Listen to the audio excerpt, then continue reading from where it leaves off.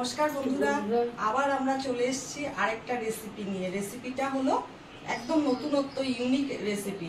এটা রুটির সাথে, পরোটার সাথে, ভাতের সাথে খাওয়া যায়। এটা নন বেঙ্গলিরা বেশি খায়, তাই আমি রেসিপিটা করছি। তার জন্য লাগবে আমার বেসন, টক দই, আর নুন, ধনিয়ার গুঁড়া, কাশ্মীরি লঙ্কার গুঁড়া, হলুদ, চিনি, জিরা, সরষা, কারি পাতা, আর হলো গিয়ে হিং আর ঘি।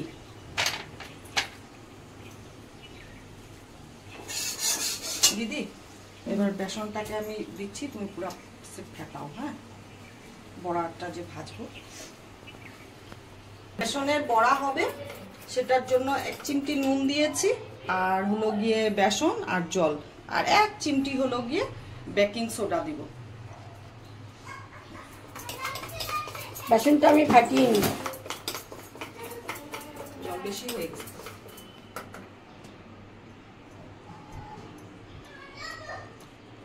এক চিমটি হলুদ দিচ্ছি।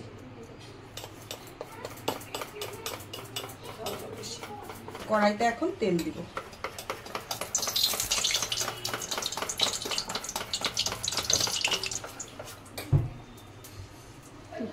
দইয়ের মধ্যে বেসন দিয়ে এবার ফাটিয়ে নিব দইটা।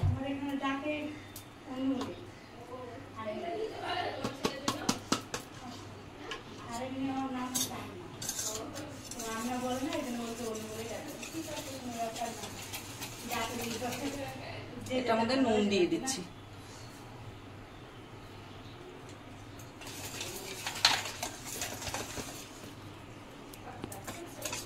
হলুদটাও দিয়ে দিচ্ছি।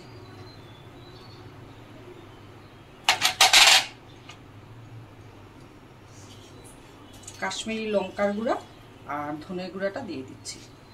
কিছুটা ধনে গুঁড়া পরে দিব।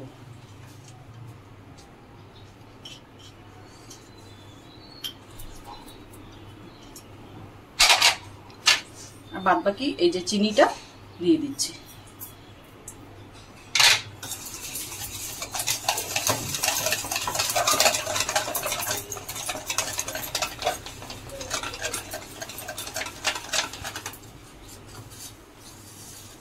বড়াটা ছেড়ে দিচ্ছি। কারি বানানোর জন্য বড়াটা ছাড়ছি।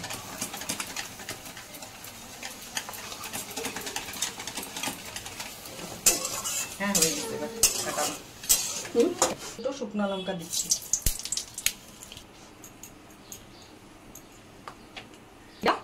আর কালো সরষা ফোড়নে দিচ্ছি।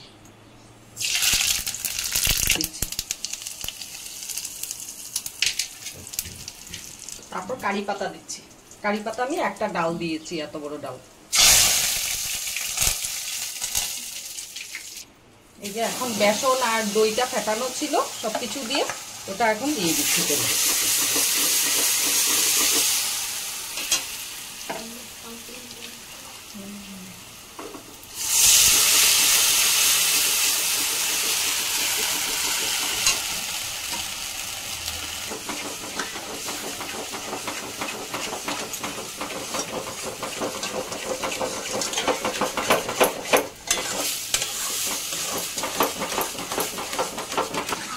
এবার বাকি ধনে গুঁড়াটা দিয়ে দিচ্ছি। একটু কালারের জন্য কাশ্মীরি লঙ্কার গুঁড়ো দিচ্ছি।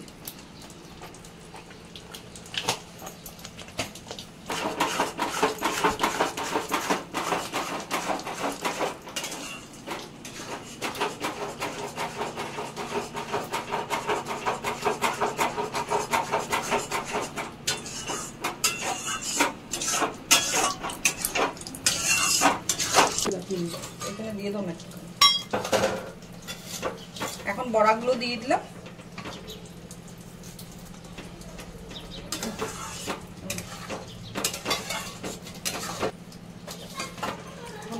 ফুটবে, তারপরে নামিয়ে দিব। এটা রুটির সাথে, পরোটার সাথে, ভাতের সাথেও ভাত খেয়ে, তারপরে একটু ভাত দিয়ে এটা মেখে খেয়ে দেখবেন, খুব ভালো লাগে। এই গরমের মধ্যে খুব ভালো লাগে।